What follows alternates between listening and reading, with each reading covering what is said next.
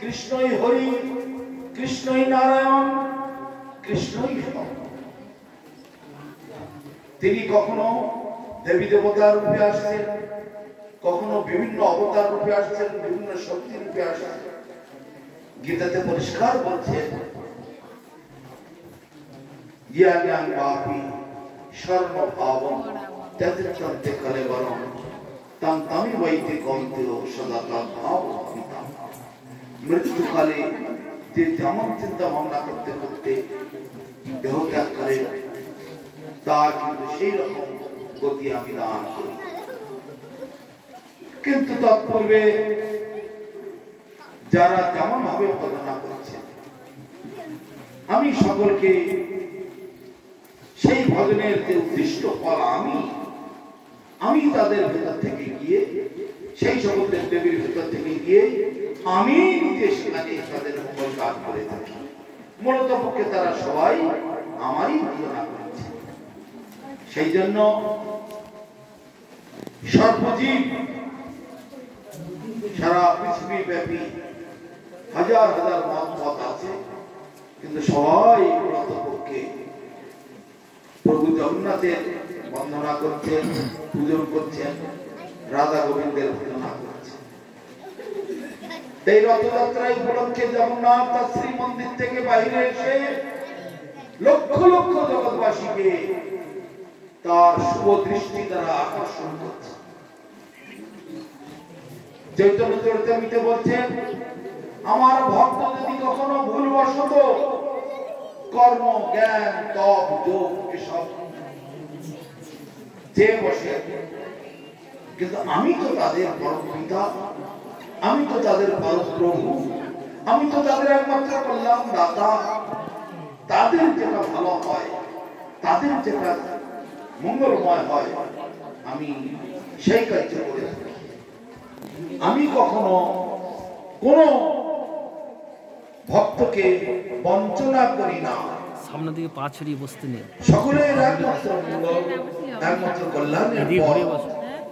এদিকে পা সেই হলো বৃন্দাবনের রাধা গোবিন্দের পরে যেমন বসেছে পাটা ঘুরে, আমি সেইখানে সকলকে টেনে নিয়ে যাই। ভাগবত আমাদের সামনে দিকে যে যেখানে যে অবস্থায় থাকি না কেন, সকলের একমাত্র প্রয়োজন কলিযুগের ধর্ম হরি নাম সংকীর্তন, তাহা বিলাইতে প্রভুর নদে আগমন। সত্য যুগেতে ভগবান এসেছেন সাক্ষাৎ বিষ্ণু রূপে, সমস্ত জীবকে কৃপা করেছেন। বামন অবতার, মৎস্যাবতার, কুর্ম অবতার, এসব বিভিন্ন অবতারও সে সময় হয়ে এসেছেন, ও নরসিংহ অবতারও হয়েছে। এইভাবে সত্য যুগেতে অনেক লীলা তিনি করেছেন। তারপর আবার ত্রেতা যুগ এলো, ত্রেতা যুগেতে তিনি আবার প্রভু রামচন্দ্র রূপে অবতীর্ণ হলেন। তাই সত্য যুগেতে আমাদের দৈনন্দিন কৃত্য ছিল ধ্যান করা। ত্রেতা যুগে আমাদের দৈনন্দিন কৃত্য যাগযজ্ঞ করা। আবার ত্রেতার পরে দ্বাপর এলো, সে সময় ওই ভগবান তিনি কৃষ্ণ রূপে অবতীর্ণ হলেন। দ্বাপর যুগে লীলা পুরুষোত্তম রূপে আসলেন। তৎপূর্বে ত্রেতা যুগেতে মর্যাদা পুরুষোত্তম রূপে আসলেন। আর এখন কলি যুগেতে আসলেন করুণার অবতার, কৃপার অবতার, মানে মহাবদান্য অবতার। মহাবদান্য, এত বড় দান, এত বড় কৃপা ইতিপূর্বে আর কখনো করেননি। রূপ গোস্বামী প্রভু বলেছেন, অনর্পিত চরিত্রা করুণায় অবতীর্ণ কলৌ সমর্পয়িত উন্নত উজ্জ্বল রসান সবগ্রে শ্রিয়া। অতএব ইতিপূর্বে কখনো এরকম দান জীবের সৌভাগ্যে আসে। তাই মহাপ্রভু আমাদের মহাজনগণ যে কীর্তনটি রচনা করেছেন মহাপুরুষ শ্রী মুখের বাণী, গৃহে বা বনেতে থাকো হা গৌরাঙ্গ বলে ডাকো নরোত্তম মাকে তার। গৃহে থাকো, বনে থাকো, কাজে থাকো, আর যে কোনো কর্তব্যের অত থাকো না কেন, হরিনাম করো। তারপরে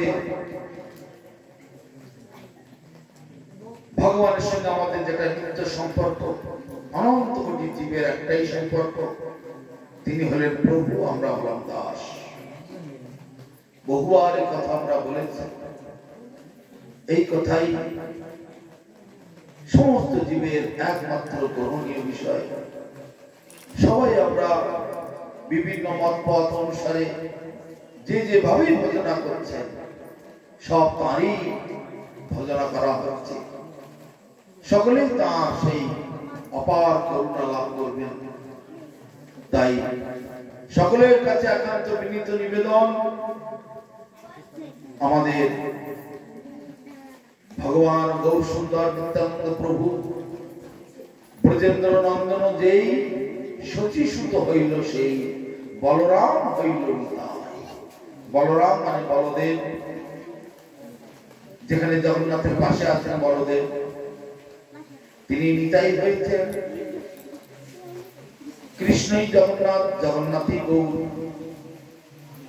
অতএব গৌর নিত্যানন্দ প্রভু এসেছেন কলিযুগে ধর্ম হরিনাম সংকীর্তন, তাহা বিলাইতে প্রভুর মধ্যে আগমন। আমাদের সকলের কৃপা করবার জন্য নিত্যানন্দ গুরু মহাপ্রভু গলবস্ত্রে কৃতাঞ্জলি হয়ে, গলায় কাপড় দিয়ে, দাঁতে ঘাস ধরে। দাঁতে ঘাস নিয়ে কেন? দন্তে তীর্ণ ধরি কেন? দাঁতে ঘাস এই জন্য নিলেন, দাঁতে ঘাস, মুখে ঘাস কারা নেয়? পশুরা নেয়। পশুরা যেমন মুখে ঘাস নেয়, তার মানে জগতে আমরা হীন জাতি, নিচু জাতি বলে বলি, তেমনি স্বয়ং নিত্যানন্দ প্রভু মহাপ্রভু তিনিও মুখে ঘাস একমাত্র নিয়ে কামড়ে ধরে, হাতে পায়ে ধরে সকলকে বলছে, বাবারা মায়েরা তোমরা হরিনাম করো, আমরা তোমাদের জন্য এসেছি। গোলকের প্রেমধন হরিনাম সংকীর্তন। সাক্ষাৎ ভগবান তিনি এখানে এসেছেন দাস রূপে, সেবক রূপে, ভক্ত রূপে। আপনি আচরি ধর্ম জীবের শিখায়, আপনি না আচরিলে শিখানো না যায়। তাই জগতে শিক্ষার জন্য দৈবতার মূর্ত বিগ্রহ তারা, তাই মুখে ঘাস নিয়েছেন। আবার কি বলছেন? ত্রিনাদ শুনিছেন তরণী প্রশ্রয় শুনুনা, অমানি নাম আনন্দেন কীর্তনীয় সদা। ত্রিনাদ শুনিছেন মানে ঘাসের উপর দিয়ে আমরা রান্না হেঁটে যাচ্ছি। ঘাস কোনোদিন আমাদের গালাগালি দেয় না, বকে না। আমাদের রাস্তায় চলাফেরা করতে গিয়ে একটু যদি কারো গায়ে পা লেগে যায়, একটু ধাক্কা লেগে যায়, সঙ্গে সঙ্গে রেগে মেগে দুটো খারাপ ভাষায় তাকে আমরা বলি, তাই না? কিন্তু ঘাসের উপর দিয়ে আমরা এত হেঁটে চষে চলে যাচ্ছি, ঘাস কোনোদিন আমাদের গালাগালি দেয়, বকে? তাই মহাপ্রভু বলছেন, ওই ঘাসের থেকেও নিচু হও, ঘাসের থেকেও আরো নিজেকে নিচু বলে মনে করো। তরল না, গাছের থেকেও আরো বেশি সহ্য করো। যেমন ধরুন এখন প্রায় গাছে গাছে আম কাঁঠাল রয়েছে, বিশাল একটা কাঁঠাল গাছ কি আম গাছ, তার দুটো ডাল কেটে ফেলেছে। গাছের আর বাকি ডালগুলো তো আছে, সেখানে তো ফল আছে। কই সেই ফল কি গাছ কেড়ে নিচ্ছে? আমাদের কি সেই ফলটা দেয় না? আমাদের কি ছায়া দেয় না? তদ্রূপ আমাদের দৈন্যে মূর্ত বিগ্রহ স্বরূপ সেই নিত্যানন্দ প্রভু মহাপ্রভু পঞ্চতত্ত্বগণ তারা এসে আমাদের মঙ্গলের জন্য সুন্দর ফর্মুলা দিয়ে গিয়েছেন। তিনি না বিষ্ণু তরণী বৈষ্ণুনা অমানি না মানদেন কীর্তনীয় সুরা। অমানি যাদের মান নেই, সমাজে মান পাওয়ার যোগ্য নয়, তাকেও মান দাও, তাকেও সম্মান করো। নিত্যানন্দ প্রভু মহাপ্রভু পঞ্চতত্ত্ববাদ যখন প্রচারে নেমেছিলেন, কখনো দেখেননি, কখনো বিচার করেননি কে উঁচু জাতি কে নিচু জাতি, বা কে কোন সম্প্রদায়, কে কোন দলের, কোন মত, কোন পথগুলো কখনো দেখেন। গণের সকলকে বলতে লাগলেন সবাই পরিণাম করো, যার দেখো তারে কহ কৃষ্ণ উপদেশ, যার দেখো তারে কহ কৃষ্ণ উপদেশ, যার দেখো তারে কহ কৃষ্ণ উপদেশ। তারপরে সমস্ত শাস্ত্রের কথাই আছে, হরের নাম হরের নাম হরের নাম। আবার আরো বিচিত্র ধরনের আমাদের পূর্ববর্গেরা বলতেন কৃষ্ণ হচ্ছেন লীলার ঠাকুর, জগন্নাথ হচ্ছেন খাবার ঠাকুর, আর মহাপ্রভু নাচের ঠাকুর। মহাপ্রভু নাচ ভক্তদের নিয়ে নৃত্য, তাই ভাগবতে লেখা আছে কৃষ্ণ বর্ণম তিসা কৃষ্ণম সাঙ্গ পাঙ্গাস্ত্র পার্শ্বদম যজ্ঞই সংকীর্তন প্রায় যজন্তি সুমে দর্শক।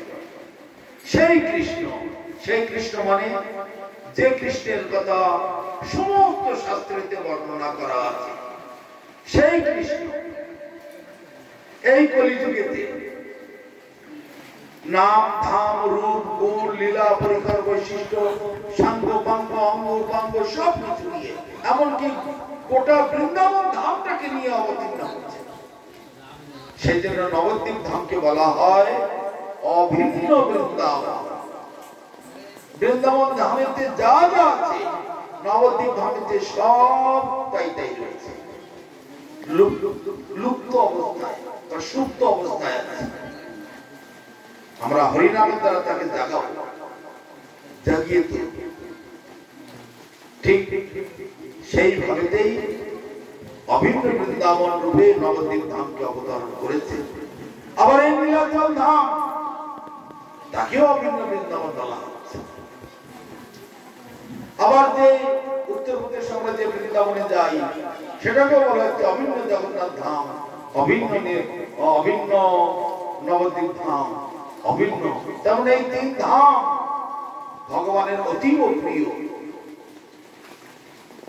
এই তিন ধামের আবার রক্ষক আছে, তাকে ধামেশ্বর বলা হয়। তিনি সাক্ষাৎ সদাশিব। তিন ধামের, এমনকি সব ধামেতে আছে একদম করে শিব, তবে তিনটি প্রধান ধাম, এই প্রধান তিনটি ধামকে ধামেশ্বর শিব তার রক্ষণাবেক্ষণ করছে। আমাদের গুরু মহারাজ বলতেন তিনি হলেন ভিসা অফিসার। কোন দেশে, আমাদের দেশের বাইরে যখন আমরা যাব, সেই দেশের অনুমতি পত্র ছাড়া সেই দেশে আমরা প্রবেশ করতে পারি না। তেমনি কেউ যখন এই তিনটি ধামেতে প্রবেশ করার চেষ্টা করবে, ধামেশ্বর মহাদেব সদাশিব তার পারমিশন ছাড়া, অনুমতি ছাড়া আমরা সে ধামে প্রবেশ করতে পারি না। তাহলে এখন আমরা তো দূরে আছি, নীলাচল ধামে নেই, বৃন্দাবনে নেই, নবদ্বীপে নেই, তাহলে আমাদের কি হবে উপায়? আমরা কি ধামে নেই? আমরাও ধামে আছি।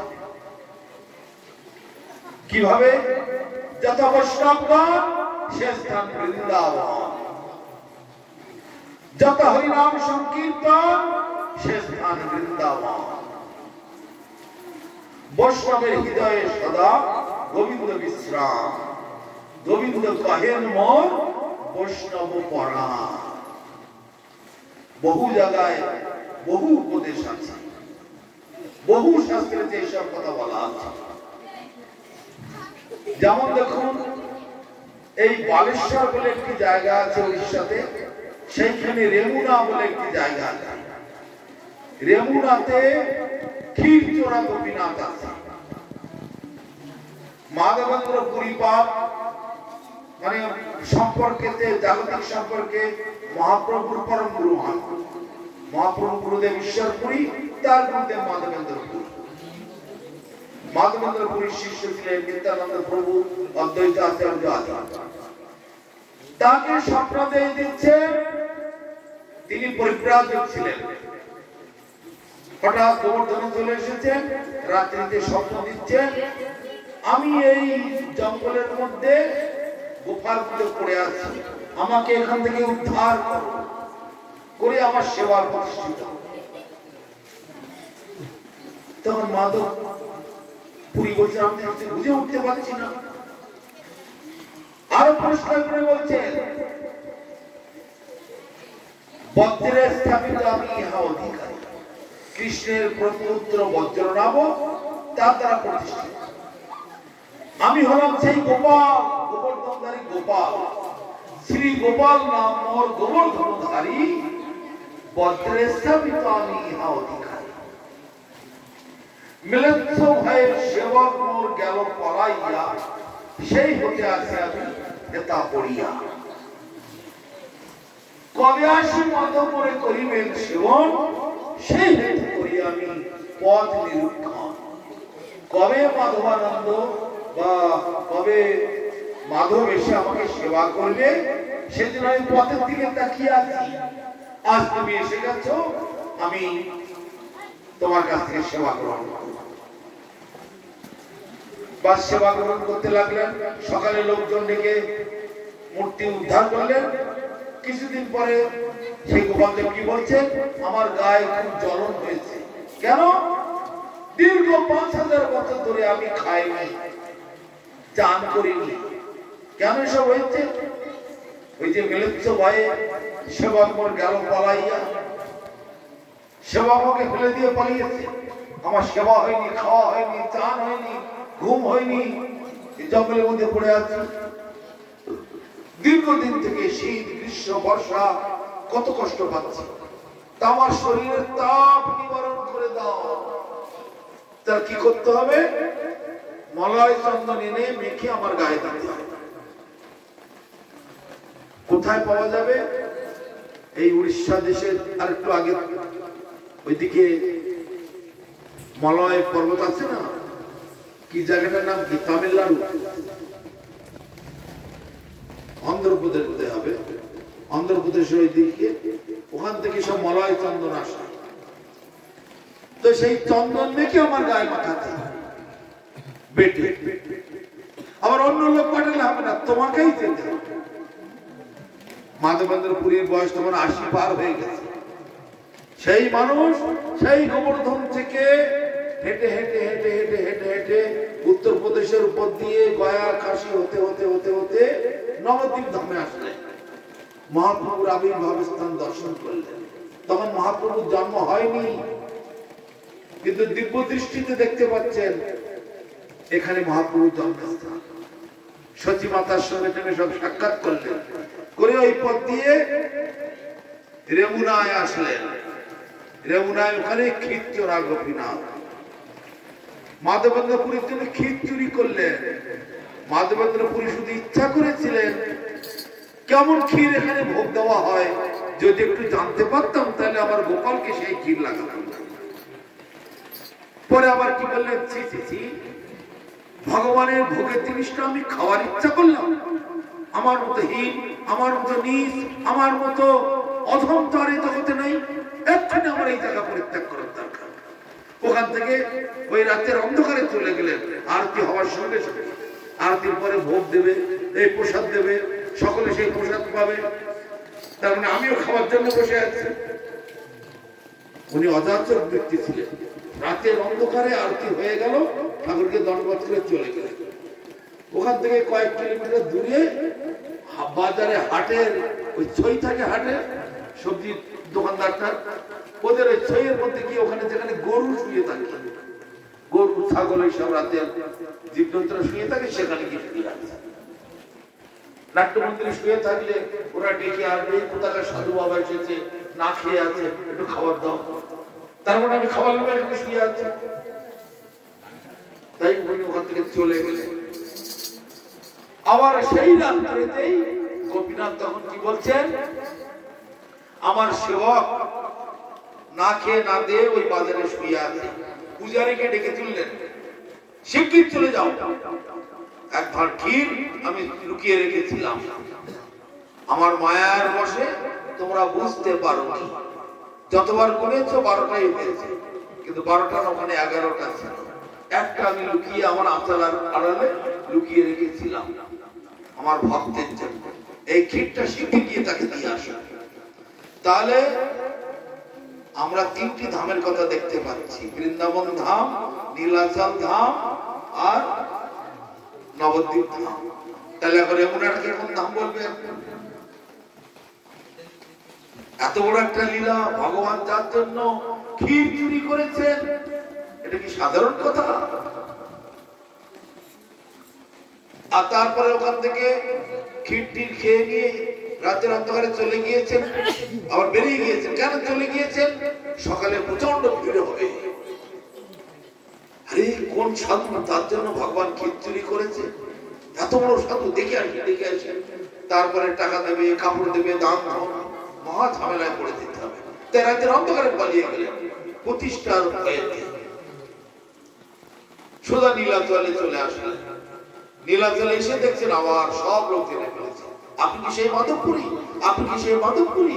আপনার জন্য গোপীনাথ ক্ষীর চুরি করেছিল? সব জেনে গেল। তাহলে ভগবানের ভক্ত, শুদ্ধ ভক্ত যেখানে যেখানে থাকেন, সে স্থান ধামে পরিণত হয়। তীর্থ কুর্বন্তি তীর্থানি